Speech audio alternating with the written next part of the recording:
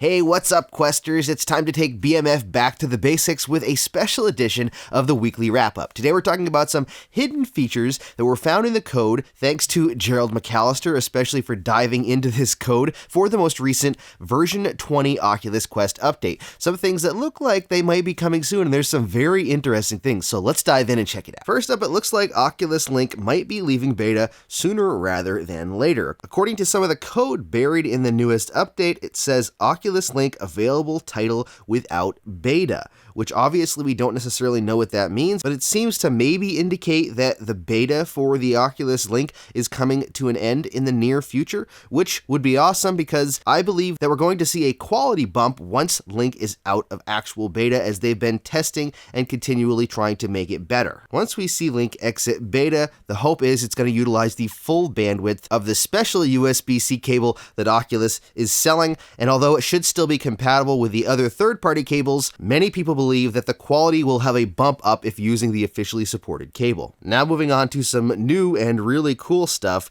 Infinite Office has been mentioned in previous code, apparently in the Oculus Quest updates, and there's quite a bit about it in this version 20 update. To start with, the code says, help us dog food, I don't know why it says dog food, Infinite Office. Share feedback about your experience using features to do work-related activities in VR. These activities may include browsing the web using Oculus Browser, sending emails, using your paired Bluetooth keyboard, or chatting with others. Then it talks about giving feedback. Press the Oculus button 5 times to report bugs.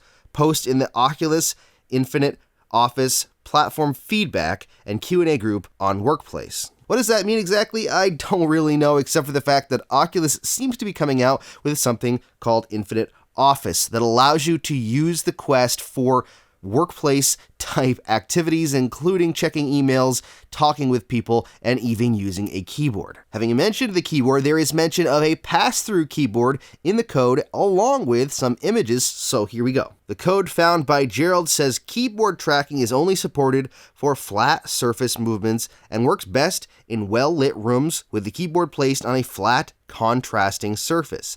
To see your hands while typing, turn on hand tracking and enable or auto-enable hands in settings, device, hands, and controllers. And then there is some images of what the keyboards will look like. Now, this is not what the actual keyboard will look like. This will just be the layout because Gerald put a picture of his cat on there, which I think is pretty awesome. But you can at least see that we're looking at a virtual keyboard. There seems to be 2 different ones on here. There's a Logitech that's being shown along with an Apple MacBook keyboard.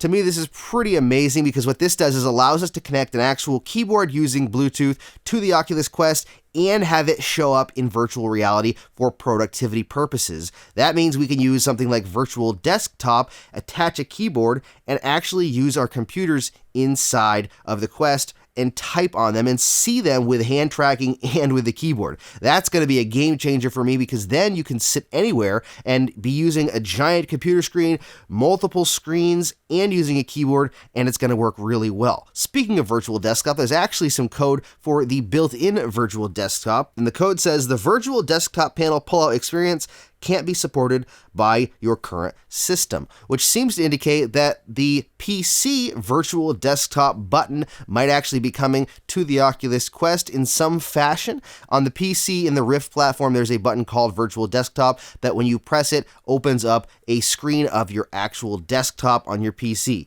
That may very well be coming to the Quest with ability when you're connected to your PC to tap a button in the Quest menu, opening up your desktop home. Again, that pairs really well with this Office Infinite or Infinite Office, whatever it is, along with the keyboard tracking, so it just makes sense. There's other things mentioned in the code that have to do with Infinite Office, including Passthrough Whiteboard, which would be an interesting thing, and Passthrough Couch, which is what I call couch tracking. This image on the screen now that you're seeing is an animation that shows how we're going to be able to track our couches, and it looks like you scan the edge of the couch so it knows where a physical seat is going to be, and it potentially places something in virtual reality so you can sit on it and see it and know where you're going to sit down and when you're going to stand up. This will give us the ability to, without taking off the headset, actually physically sit down in a place and know where we're doing it because Oculus inside of the headset is telling us where that seat is safe to sit on.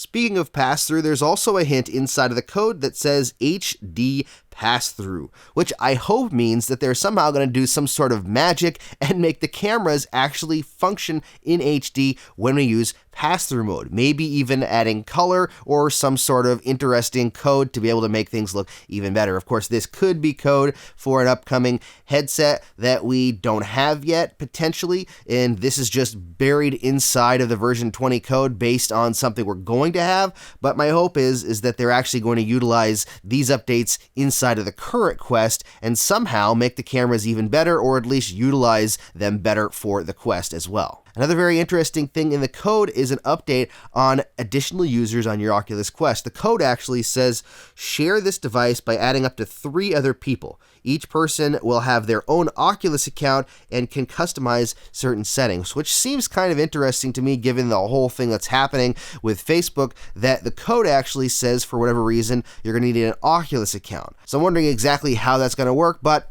either way, having multiple users on a Quest is a feature that's been being asked for a long time, so hopefully this is showing we're actually going to be getting it. And another interesting thing that could be coming is Oculus Galleries could very well be getting a social aspect. The code says Oculus Gallery lets you hang out with members of your party, a new social experience now in beta. So it seems like all of these experiences, from venues to now Gallery and Facebook Horizon as well, are all kind of meshed together to allow for different betas to be able to jump into with people in your party. So I wonder how it works in Oculus Gallery. You all jump into a room and you can play videos and show pictures from your device, and maybe they can share pictures and show videos from their devices or whatever. I don't know how it works, but it'll be interesting to see how it works, and if it's a new social experience, I'm all up for it. Another thing that I'll mention is that there was some code based on shareable stream links. I'm not 100% sure what this means, but it kind of seems to indicate we're going to be able to share links to streams of gameplay that aren't necessarily on Facebook. Right now you can only stream to Facebook, so it would be pretty cool to be able to stream to a separate platform or to a dedicated platform and share that link, and people can jump on and watch it without having to be on Facebook. So I don't know, it'd be cool if it was a feature. Shareable stream links is mentioned in the code, so we'll have to wait and see. That's all of the new hidden features or updates or upcoming things or whatever you want to call them. Thank you again to Gerald McAllister for digging into the code of version 20 and checking it out. Out of all these different features, what are you most interested in checking out? I think I'm probably interested most in Infinite Office. Having a keyboard connected to the Quest, being able to actually use that to do productivity work, and even have a couch that I can sit on and stand up from seems pretty cool, so I'm very curious to try it out. Thank you so very much for watching. I just want to say how much I appreciate each and every one of you, both subscribers and non-subscribers. You are all amazing and super supportive of the channel, and I love the community that we've built here on BMF. If you want to be a part of that community and you want to get the most out of your Quest, please hit that subscribe button down there and the bell icon for notifications. Plus, you can check out more of my videos right there. Thank you so much for watching. Stay safe and happy questing.